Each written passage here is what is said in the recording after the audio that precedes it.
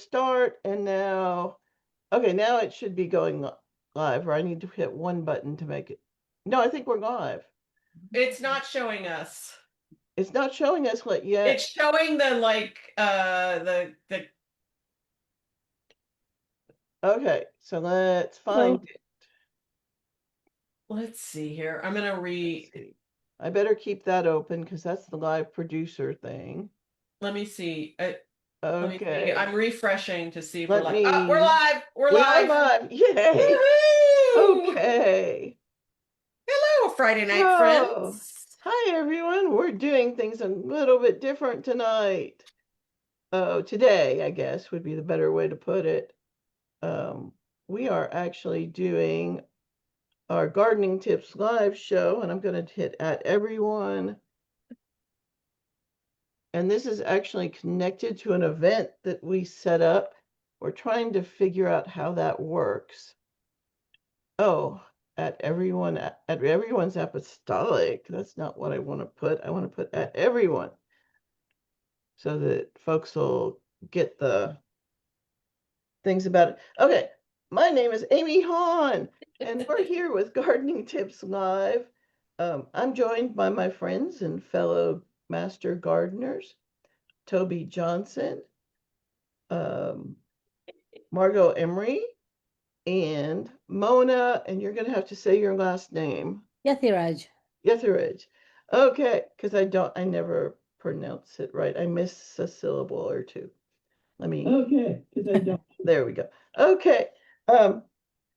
What is it? I know you're used to seeing us on Saturday mornings, but this week, I'm going to be at Market Square Farmers Market Saturday morning, and Toby has some last minute things that have popped up for tomorrow morning, and so we were able to do it tonight. And Mona is joining us to talk about the Smart Yards and Friends Festival that happens on the 27th, right? Yep. Not this coming Saturday, but the next Saturday. Yep. And I totally don't have my screens set up like I want them. Okay. But that is life sometimes, and we will get it going. And we have a little bit of probably a chaotic slideshow for you this evening. It's not morning. So, Mona, would you like to go first talking about the Smart Yards and Friends Festival? Or should we go ahead with our slideshow? Go ahead with your slideshow. Okay, let me get to the right me because it is currently on the Well, wrong who me. else has muscadines? I actually had someone cut all mine down. I had them for several years and they tried to take over the world. Are they good? I'm sure they're good. Well, I can bring you some. Oh, that would be awesome. I grow them, but I invited a neighbor to pick them, and unfortunately, the neighbor picked all of them. I didn't anticipate that. Oh, no, that's not fun. That's not cool. I don't think so either, but it's too late. There was just a Margot, little you bit can of come over and pick some. a little bit of a Thank lack you. of communication there. Yeah. Okay, so let me go back and figure out where we're starting for today. I guess we're starting here. And we're going to be ending up going back and forth between some of my photos and some of Toby's. Yep. It's okay. It is okay. It will be a good thing. And let me get my screen, my little windows all in a row. And I always turn my bookmarks off because they take up some of the screen. And I think you'd rather see the pictures more than the list of all the different places I go commonly. Okay, so let me go ahead and share my screen here. So, as many of you know, last week was the Tennessee Valley Fair, and there were a lot of competitions and contests in it. And Hey. Oh, there you go. yeah, and so for the first time, I entered something in the flower show. Nice. Yeah. And so Cool. this is my little Echeveria or Echeveria A plant. And I blue entered it in, ribbon. and I got a blue ribbon. And you'll love this. It was the only one that was entered in that class. What was the class? Echeveria. Okay. Yeah, it's a type of sedum. And I actually wasn't sure what mine was, and I looked it up. Okay. Because if I would have just entered it as a sedum, it probably wouldn't have won anything. Yeah. Well, there you 'Cause go. Ooh. I'm not the only one who doesn't know what my plants are. And then this is Toby's. Oh, so we were going to talk a little bit about last week. Margot and I were on last Saturday. We were talking about weeding, and with Brian, and we had some really great conversations about weeding and about what kind of to do solarization and what works best. But I wanted to just show that because I showed some pictures of my pots that were not weeded, were overflowing because we'd been out of town for several months. And here are my pots that are weeded, and I do a little bit of selective weeding. And you can see on the left, there's a big, huge basil plant. And then there's a few things popping up in some of the near pots. Some of them are going to be weeds, some of them are going to be edibles. So, Oh, nice. yeah. Those are such pretty pots. Yeah, I love my pot. And then this is at the house not at the house at the Tennessee Valley Fair. This is upstairs in the Jacob Building, and we had some games that folks could come and play. And then this is just another shot from another angle. And that's Toby's. Yeah, so some of these, I think these are, I want to say parsnips that I planted before we left, but also you'll see some violets. And Margot and I were talking about this week talking with Amy about this, to talk about what you can plant in the fall and still enjoy into the winter. And these plants are, the parsnips are going to see how long they go and when they're ready to harvest, but the flowers I'll just plant intersperse different places for some color, and they are incredibly hardy. Sometimes they'll go through the entire winter, and in the summer they'll and they're frost hardy. I mean, they won't always last the whole winter, but often they do. So those are when I plant a little bit of color in my garden pots, I always choose something that is gonna possibly make it through the winter. Yeah. Oh, I also wanted to say, if you all have any questions or comments about what we're talking about, be sure to put it in the comments, and we'll answer your questions live. Let's see, next picture. Amy, that is the bed that you harvested the garlic from, the garlic Oh, and cool. the shallots from. Shallots, yeah. And so on the topic of overwintering, because I wasn't here and I couldn't get my starts going fast enough, I went and bought some starts. So these are I've got in the front, these are leeks that have been going all summer. They're not growing a lot. I've cleared them out. I've put more compost in. I've watered them and then weeded everything. And now I have some lettuce. I have some broccoli and I have some kale, some curly kale.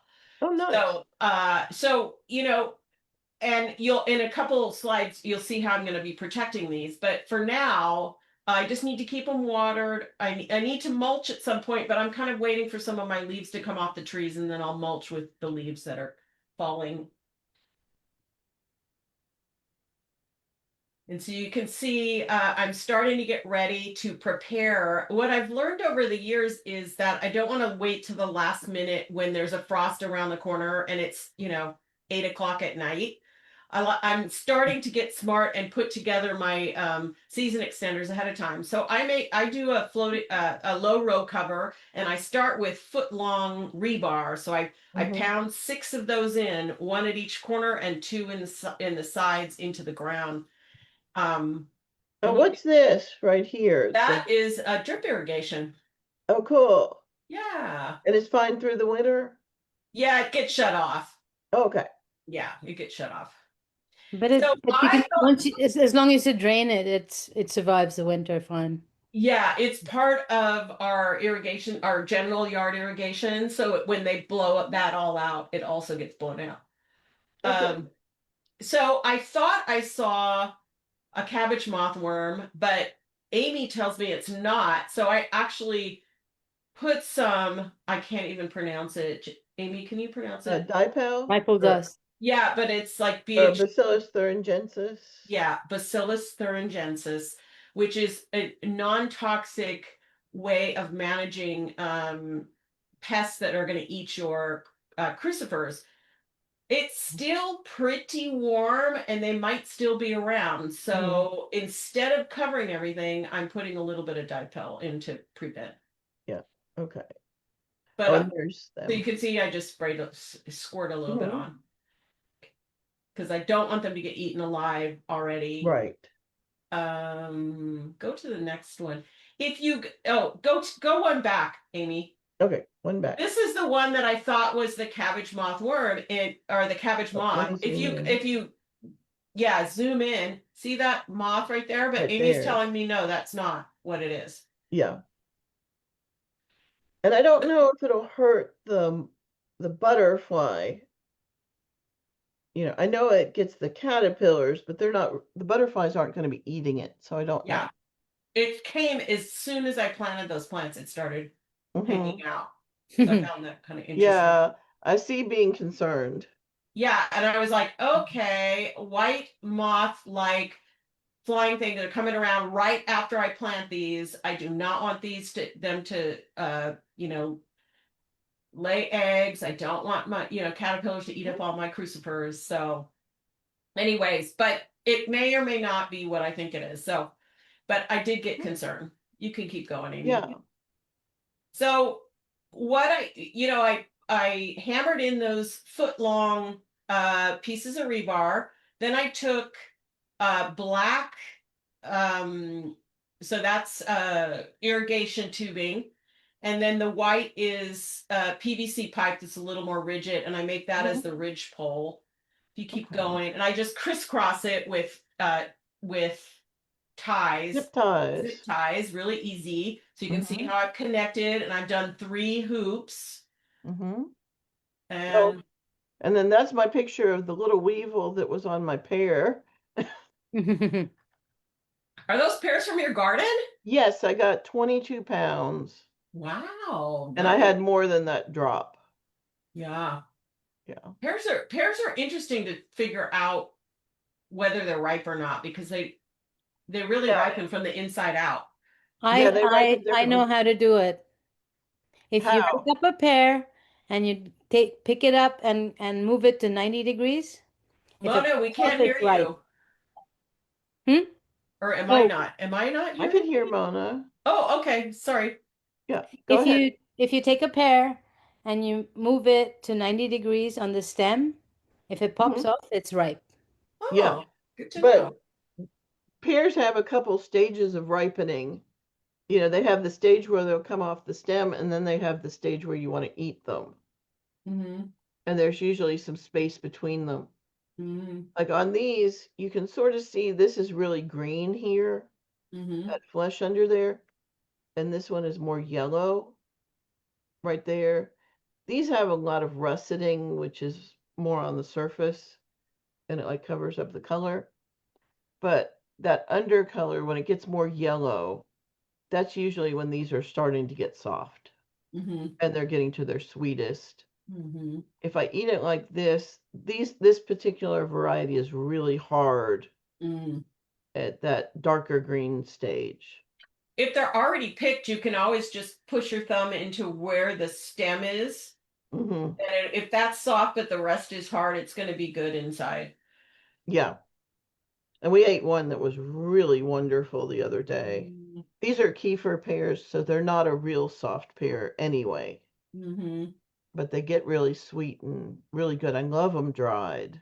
Mm. And when you have 22 pounds of pears at once, you know, and they get ripe at once, Yeah. Yep.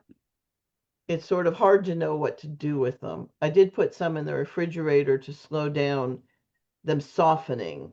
Yeah. I guess that's it. There's ripening and then there's softening with pears. Yeah. and they're sort of two different stages. Okay, this is a sphinx moth or a hawk moth that Whitney Hale showed me a picture of. I think she saw it at UT Gardens, and we looked it up, and it is I think it's an oak worm of some sort, an oak hornworm. And I've seen the caterpillar before, but I thought it was a color variant of a tomato hornworm. Just imagine an orange tomato hornworm Oh, wow. is what they are. So that was real interesting. I'll try to look it up before we're done here. And Toby, Oh yeah. So some things you can plant in the fall if you still want edibles. So some of these are, of course, my violets that I planted that are gonna, probably last through the winter. But what else is coming up is some radishes, which come up really fast, and they're growing. Their harvest time is so short. And then in the middle of that, they're not poking up yet, but it's going to be some green onions that will go through. Green onions will overwinter as well. oh, that'll So be I'm nice. just finding little spots around my garden to put in something so I can snack on stuff. Yeah. And these places here where they're too crowded, if you leave it like that, it's not going to make radishes. Right, it's going to make very small strings, but I can Right. go in and just snip off the top Right. And you rather can than add the pull top them. to a salad or just a sandwich or something as Yeah, I don't like microgreens. to pull them because it disrupts the other roots that are growing. So I just kind of go Right. out and snip. Yeah, but you can save those tops and use them. Mm-hmm. Yeah. Yeah, so they're good. Okay, next thing. The other thing is you might have some volunteers in your department or in your Mhm. garden, and these are some volunteer tomatoes that came up out of this box. We came home, and so I just put a trellis on them, and Nice. I've got these lovely little. I'm not going to take it down. It's producing fruit, and underneath that, on the left hand side, at the bottom of the box, kind of on the left hand side of that fruit, that Yeah. tomato plant. Oh, Those down are there. chives, and that chive plant has been in this box for about 10 years. Oh And my. I just trim it back every year and it comes back. Yeah. It's Oh, amazing. cool. Yeah. That's sweet. I love those tomato in there. Oh, and that's the last of our photos for today. Okay, so let me stop sharing. A little more chaotic than usual. Yeah. Again, want to remind you, if you are joining us and have any questions, be sure to put them in the comments. And I think the comments should be working. They are. Good. We did this a little bit different than we have most of the time. So it's feeling a little chaotic to me personally. There's another thing we were going to do today, and let me figure out what it is. We have a photo contest going on, and I got to get my bookmarks back because I can't figure out how to get there without the bookmark. Okay. So let me get to the photo contest page, and then I'll go ahead and share my screen again. Let's see how this looks here. So this is the photo contest, and thank you for everyone who put your photos in there. We had 86 comments here, so that would be, 86 people who entered things. So let's look through. I want to see all of them. And so this might take a moment. So we're looking for the one that has the most votes. There's 6, there's 9. The votes are the likes. There's 4, there's 5, 3. 12. One has 12. And so we're looking for something that has more than 12. And I know we have some. That one has 8. 18. Oh, there's 18. I think our winner has in the 20s in the likes. So we're looking for that. if you enter it into the photo contest later, you tend to not get as many. Oh, that one's beautiful. Yeah. Oh, that one has 21. And then that one also has 21. That one has 22. So that one might be it. That one has 22. Okay. Do we have any others in the 20s? If we end up with two that have 22, what I'm going to do is I am going to put both of them up there. And they'll just have to share the glory. But I think the two are from the same person. Let's see. I sort of skipped. I just wanted to make sure I didn't lose anyone. Okay. I think we're getting close to the end. Do you all think we're getting close to the end? I hope so. I think that's the end. Okay, so that's it. So let me go back to the one that had 22. So that looks like a Moonflower opening by Peggy Melgard. And there was another one that was also hers. And since they're vertical, they'll work good together. So congratulations, Peggy, for the winning photo contest entries. And I'm going to stop sharing. And I'm going to actually capture these photos just right quick. And they'll be the headers now for the group, is that right? Right, they will be the group photo Oh, for I see. until we have our next photo contest. But it'll take a minute to get that done, so I'll try to get that done later tonight. And so Peggy's photos will be our group photo, and I'll put a message congratulating her for winning. And so that is how we've done this for the past couple years, and I need to get her name in here so I will remember it. Peggy, what's her last name? Melgard. Melgard with 2 A's. Melgard. Okay, so I've got that in there. Okay, so I will get that done later today and I'll post that photo. And I like having the photo contests. I like doing them. I don't always like doing the work that's associated with them.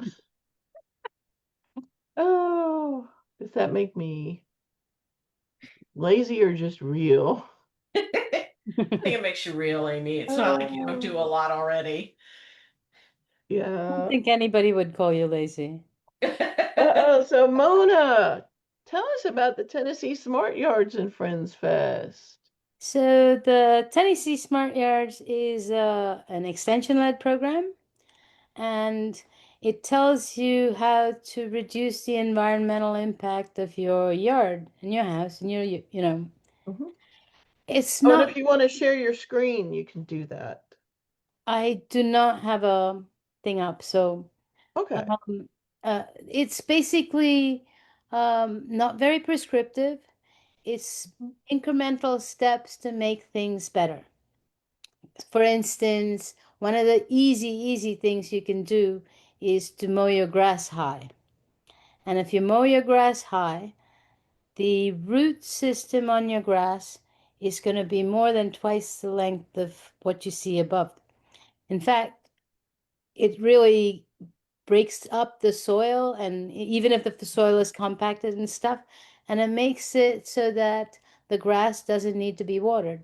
Your lawn doesn't need to be watered, because the grass is, I mean, the roots are so deep that it absorbs water, and it also breaks down channels into the soil so that when it rains, it all gets absorbed and your grass is watered. And that's a really simple thing to do. Like cutting your grass high is not really very hard. Yeah. Unfortunately, you still have to cut just as often.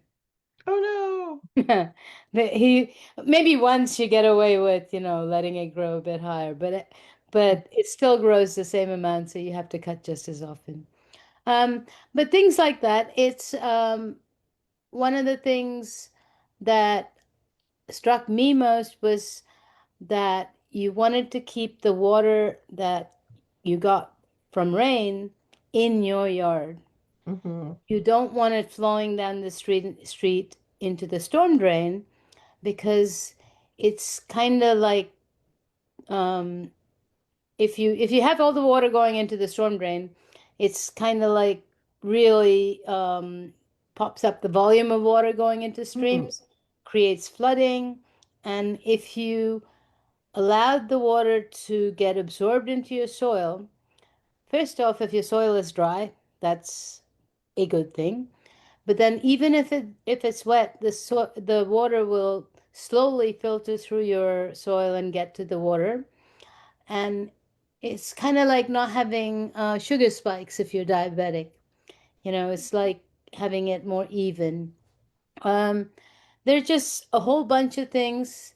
Putting the right plant in the right place, which not only works better because, if you have something that requires a lot of sunlight, then if you put it somewhere where it didn't get that sunlight, it wouldn't grow so well.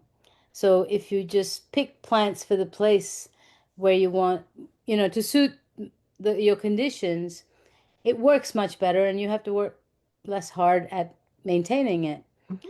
So there are a whole bunch of actions that the Smart Yards program has, and you get inches for each thing. For instance, I think the cutting grass high was 2 inches, Mhm. and diverting your downspout was 2 inches. Oh, I always Of explain course, it by what is it? You earn inches to get a smart yard, and you have to right? earn 36 inches to And get you have that a smart yard. yard. Yeah.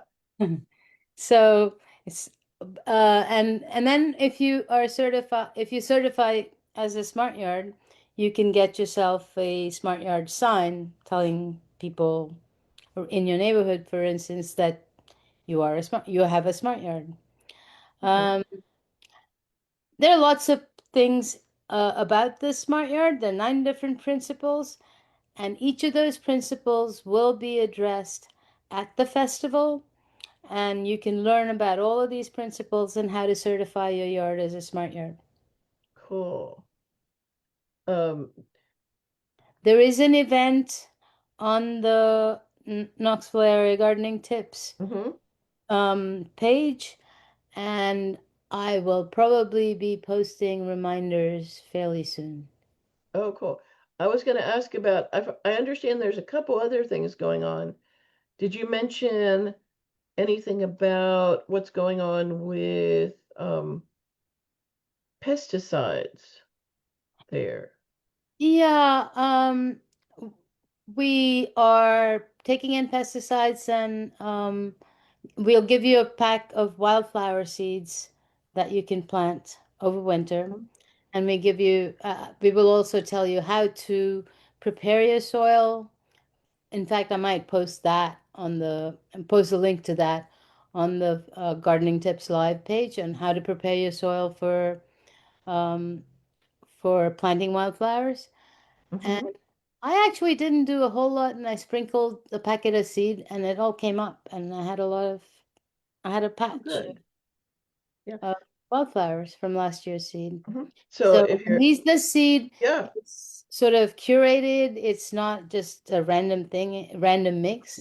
It's a seed mix that we picked and curated.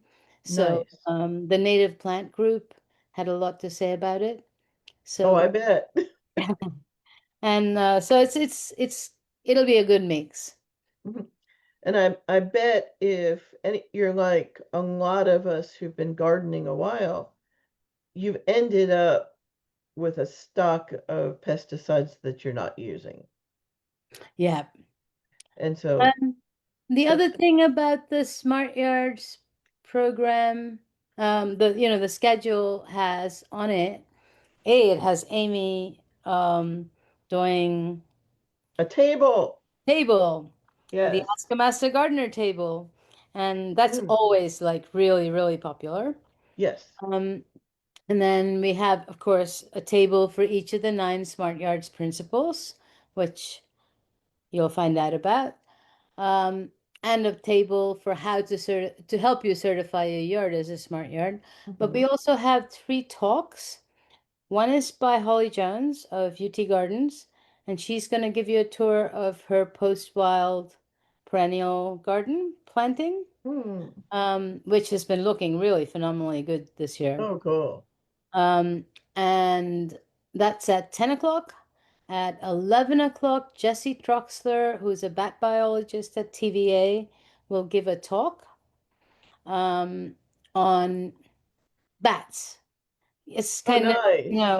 like not really anything really in particular, just a general talk on Mhm. bats in general. At the end of Holly's talk, we're going to raffle off a pack of 6 plants. At the Mhm. end of Jesse's talk, we're going to raffle off a bat house. And Oh, then cool. Ludwig will be giving a talk at noon about what to plant at the water's edge. Mm. And if you live by a river or a lake, then Mhm. there then there's a lot of things you can do to really make a huge impact. And so she'll be talking about plants you can plant at the water's edge and how you can help the environment that way. And that will be followed by a raffle of a rain barrel. Oh, nice. Other things, we'll be talking about compost, and you can win yourself a compost bin, a warm compost bin. And Mhm. we'll be talking about soils and mulch. Marsha Lehman's doing that, and Glenn Spadell and Brian Townsend.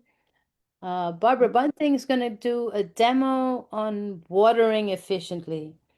This is kind of one of those Nice. things where most people don't know how much to water and how to water. Right. And it's really critical because if you've ever noticed, it rained a lot one year. And when it rained a lot, all the vegetables grew really, really well, whether you fertilized or Mm. not. And so you really didn't need to fertilize at all. You just needed water. Yeah. So then not adding the fertilizer that might just be wasted is also one of the principles of smart yards, which is to fertilize appropriately. Um, Stuff like that. There's loads of things going on, really. So you should come out. It'll be Oh, it'll be and a there's really fun time. and this year we have a food tent. Oh, Um, nice. Chef Mo is going to have food and vegetarian options as well, and I think a fresh fruit Jamaican punch. Ooh. So, and we have a number of people joining us. The Wild Ones, the Smoky Mountain chapter will be joining us. UT Gardens, of course. Trees Knoxville, Knox County Stormwater, Water Quality Forum, Native Plant Rescue Squad, the City of Knoxville, um, the environmental end of it. And they'll tell you how you can plant a native garden without running afoul of the zoning laws, the 6 inches high and all that good stuff. And the Waste and Resources Management Office. So we have a whole bunch of friends joining us too. Oh, cool. So And what time and where? So it's 27th of September, which is a week from tomorrow, 9 a.m. to 1 p.m. At UT Gardens.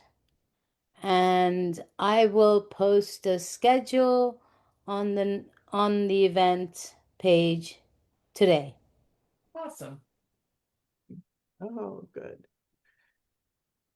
So it Well, starts off, at 9 o'clock, and I think you can even come and have breakfast. I think Chef Mo was planning on having pancakes, so oh, you can have nice. breakfast and then wander around. Mm, Mhm. that sounds fun. Yeah. For some reason, okay, I put up our new photo, and for some reason I can't tag Peggy within the Mm, comments under, the new group photo being put up. It's just not working.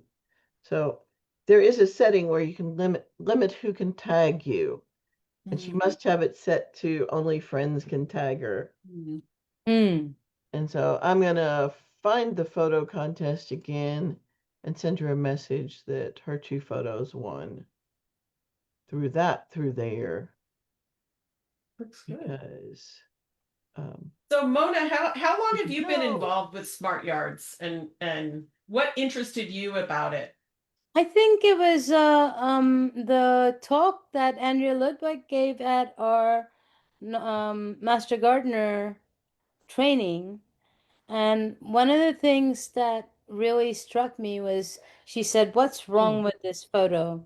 And there was a trash can that was at the street for pickup, for trash pickup. And there was a downspout, and the water was running across the driveway and past the trash can. And she was asking about, how many things wrong can you mhm, find with this picture? And I was really not something I expected. I thought water going into the storm drain was a good thing, right? mhm, And finding out that that was not true and why that was not true was kind of eye-opening. And actually, I think Sarah DeWitt at the end of Andrea's talk said, "Okay, I think I'd like to volunteer for Smart Yards." And I thought, yeah, that sounds good. So Sarah and I started working on outreach efforts and so on. Hmm. That very same year, actually. I think it was 2022. Nice, nice. So we did a bunch of talks to, gardening clubs, and we still do talks to gardening clubs. I think Sarah's done the last few, but yeah. Cool. We did also have a workshop of uh, of only 20 people, and we sort of focused in on what you might do to certify your yard and why. Hmm. And one of the things was, just don't do pesticides. Just because if you want the good bugs to come and get you, get the bad bugs, if there are no bad bugs around, they're not going to come. Hmm. right. So, and you're never going to have like a place where you have no aphids. You just Mhm. have it at a level where it's okay. Hmm. Yep. Hmm. That is definitely the goal. I know Amy, for instance, when she has hornworms in her tomatoes, doesn't do anything at all. Right. You Now, know, if I were seeing him eat all my tomato leaves, I would do something different. Hmm. but but because she's left her hornworms be, Mhm, the wasp that preys on them comes in mhm. and lays eggs on them, and they don't eat anymore. Yep. So they're pretty much taken care of. If you actually, in the middle of summer, if you want to see a picture of a parasitized tomato hornworm, I think Amy's got one in her yard all the time. No, not all, usually not. I don't find them I actually don't find them very often. But when I find a hornworm, it is usually It's usually parasitized. parasitized, But yeah. I don't find very many hornworms. Yeah. No. And so the one I found this year was actually in someone else's yard. I haven't, now that you mention it, I don't think I had a single hornworm. I saw a single hornworm this year. Right. I mean, it's pretty likely that you had some. We have a lot of birds, and I found out just today that our neighbor up the hill at the top of the ridge has lots of cat monarch caterpillars. And I have milkweed and I have honeyvine milkweed in my yard and Hmm? have not seen a single monarch caterpillar. Hmm. And it's like maybe they were flying over and saw her place. and didn't see mine. I really don't understand it.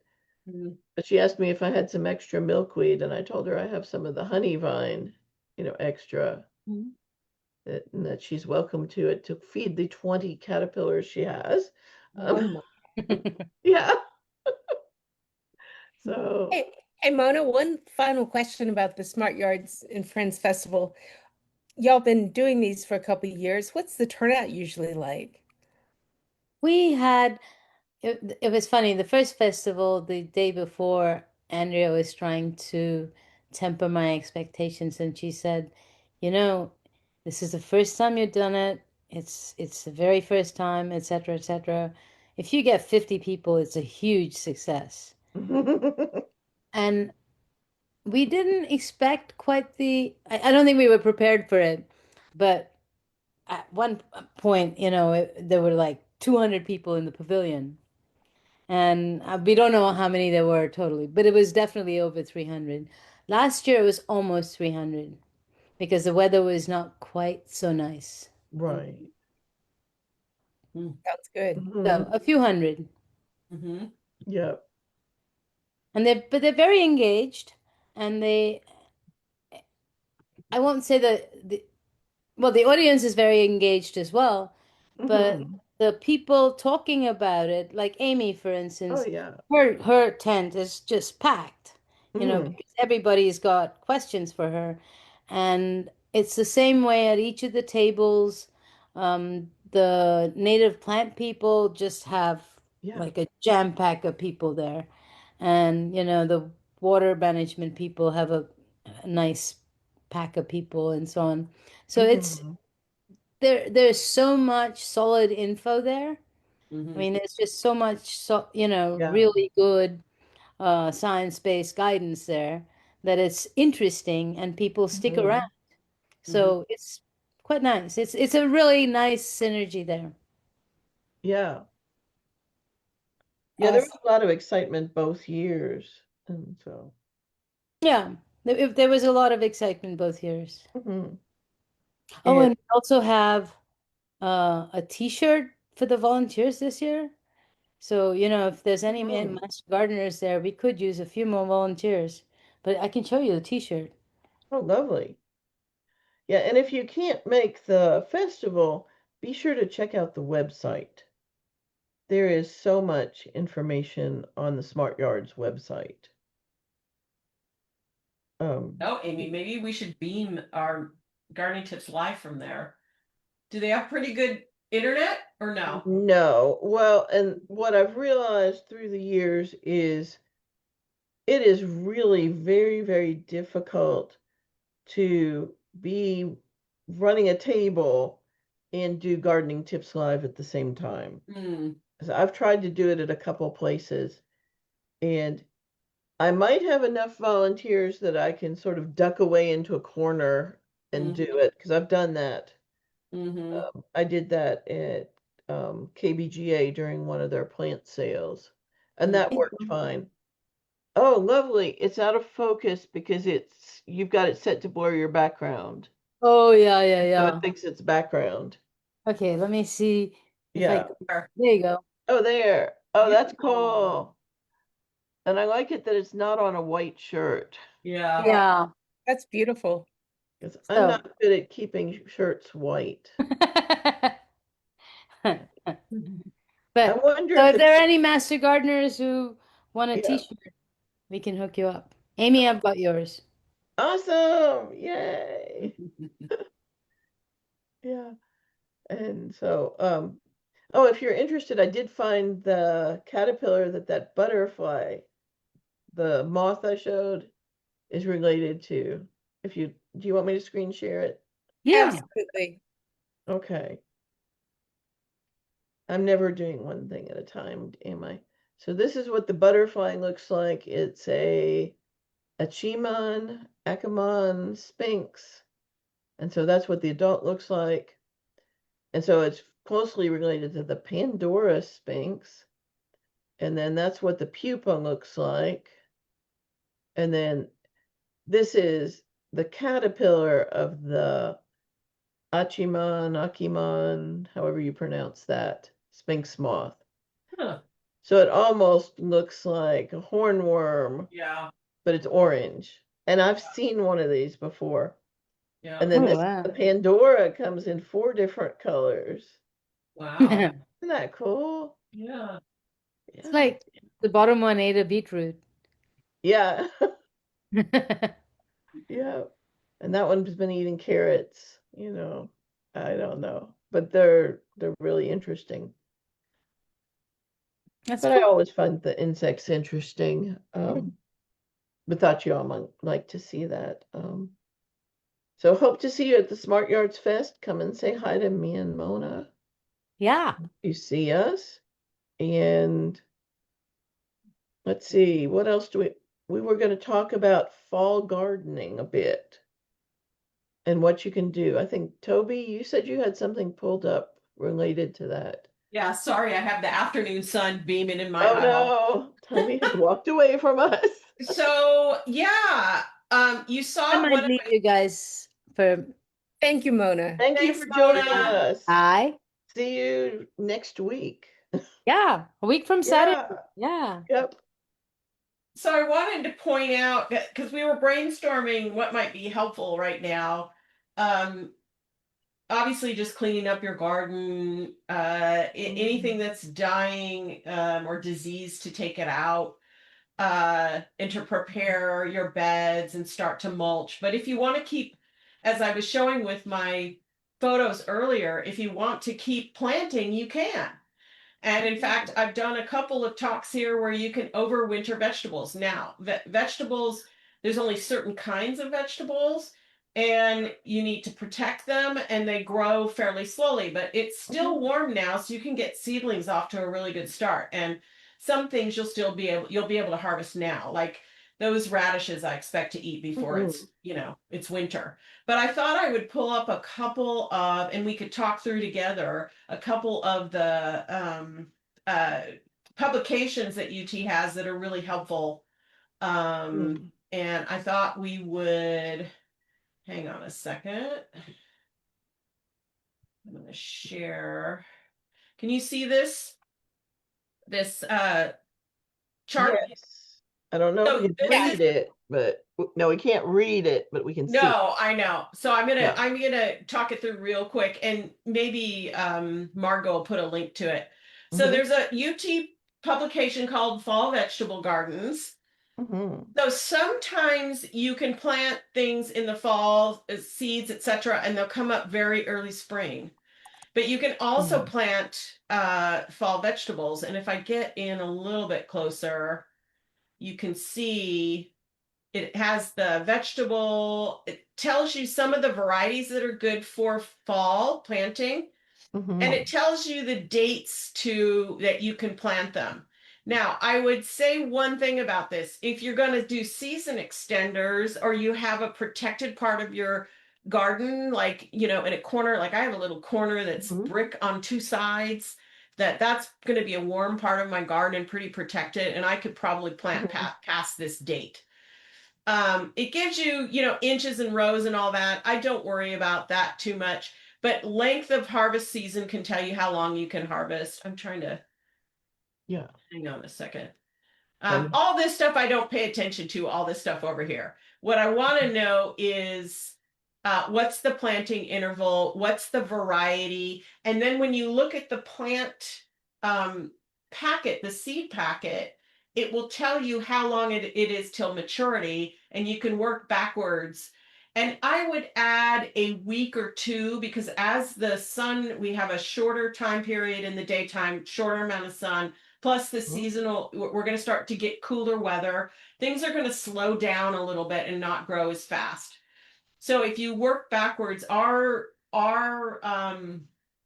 depending on who you talk to, it's either October 15 or October 31st for our last frost. Yep, it's somewhere in there. Pardon? It's somewhere in there. I mean, it depends on who you talk to, but when there's a 50-50 chance that it's going to be frost or no frost, it's around the last 2 weeks of October. But that's an estimate, so we have no idea. So you can you can count backwards from that and figure out how many weeks, and then look at your seed packet and see, do I have enough time to grow to full maturity, Mhm. or am I going to protect it and just let it keep growing and see if I can harvest later or even in the early spring. Some things like leeks will just go till the early spring. Oh yeah. So what you'll see that our cool season crops, these are the things that we would either plant in the spring or the fall, are things like crucifers, like your cabbage, your kale, your Asian greens, leaf lettuce. If you're going to do leaf lettuce, I would choose a really cold hardy variety. Not all lettuce is created equal. Kohlrabi. This is a really good time for spinach. I feel like spinach is better for the fall than in the spring because it really wants cold. And I've read that spinach will start better if you put it in the fridge for about a week before you put it in the ground. I bet that does work.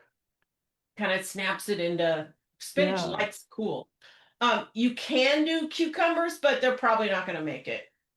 Yeah, we're pretty close to We're freeze. pretty because if you see July 1 to August 1, Mhm. Radish, spinach, mustard. So pretty much Mhm. any leafy green. Yeah. I imagine I've never done Brussels sprouts in the fall. Have you either done either? I I think never have we're good. definitely too late to get Brussels sprouts. You know, you might be able to get them for spring Mm-hmm. planting now, but I'm not even sure about that. I've never had good Yeah. luck with Me Brussels neither. sprouts. Yeah, I've So heard they're really hard to get. my favorite things to do in this time of year are Asian greens. There's a type of, it looks sort of like broccolini. It's called Noble Jade. Mhm. I love that Asian green. I like bok choy, baby bok choy. I like to plant baby varieties of things because they don't need as long to grow. Um, I I like to do any type of green that's and lettuces. If you can, some things you can cut and come again, then you can keep it growing. The other thing you can do is plant in succession, like every few days, put some seeds Yeah. out, and then you're kind of hedging your bets when things, and Oh, it's better, nice. Yeah. succession planting is better for harvesting. You don't have to harvest everything all at once. Mhm. Green onions I like to do. Do you either of you do fall planting of any kind of vegetables or even flowers? I Uh, do greens. you do greens? I'm planning on doing greens. I also do peas. Yeah, peas. Yeah. And I do Austrian field peas. If I'm not going to do anything in a pot, Yeah. I try to remember to put the Austrian field peas in there.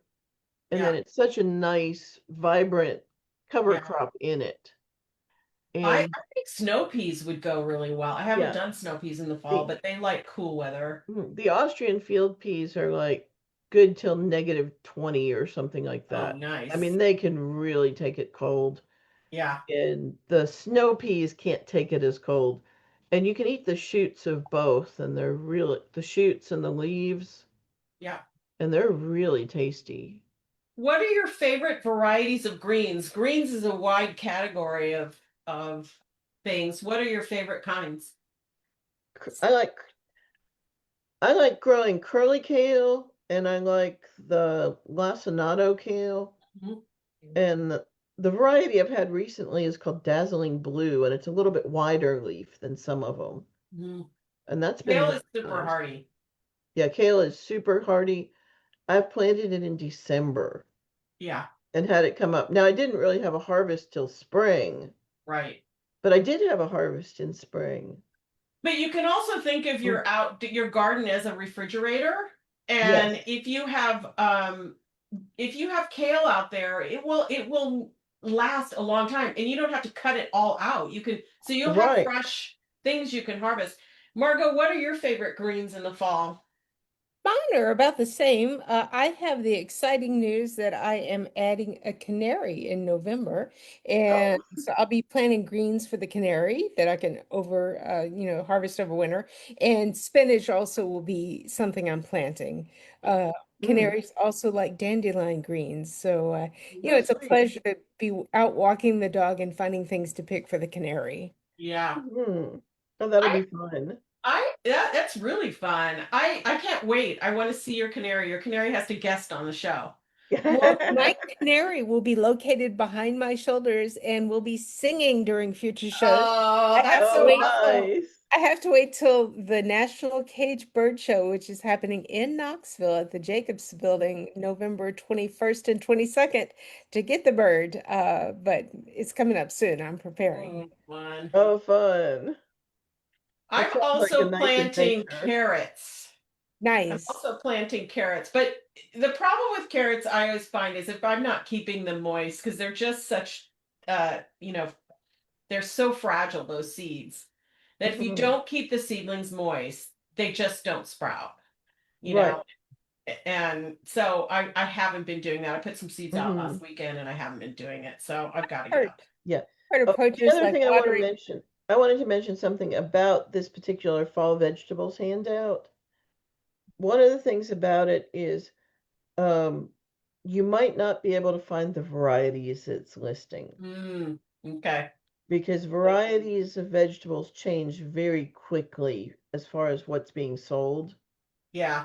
So Although that providers a bush bean that's a you'll be state. able to find some of the beans because there are some Yeah. standards, but Yeah. some of the other Yeah. vegetables you very well might not be able to find the particular varieties that are listed. Yeah. And But it's don't worry about that. always look for winter hardy, cold Mhm. hardy. Just look for those, especially for lettuces. The other thing I was going to point out is your season extenders. These Mhm. are mulch, low tunnel or row cover, cold frame, high tunnel greenhouse. So Mhm. there are tons of ways to keep things warm around your plants.